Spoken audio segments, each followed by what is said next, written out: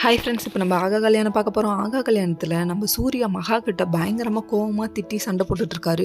உடனே மகாவுக்கு நான் எதுக்கு இவ்வளோ நாள் இங்கே இருந்தேன், இருந்ததுக்கே அர்த்தம் இல்லாமல் நீங்கள் பண்ணிட்டீங்க அப்படின்னு ரொம்ப ஃபீல் பண்ணுறாங்க.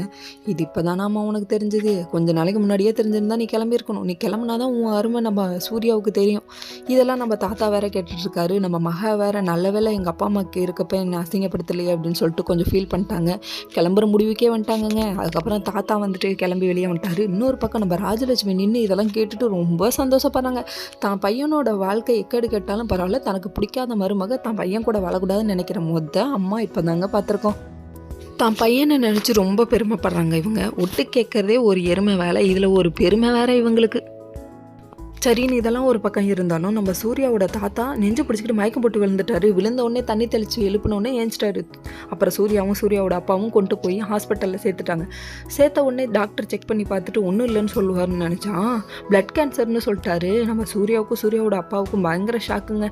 எப்படியாவது க்யூர் பண்ணி கொடுங்க அப்படின்னு சொல்லி அவங்க கேட்குறாங்க. எவ்வளோ செலவானாலும் பரவாயில்லன்னு கேட்குறாங்க. ஆனால் அவர் என்ன சொன்னார்னா, இது ரொம்ப பேட் ஸ்டேஜ், இதை க்யூர் பண்ணவே முடியாதுன்னு சொல்லிட்டாரு. இது தாத்தாவோட பிளானாக கூட இருக்கலாம், பின்னாடி தெரிய வரும் நமக்கு.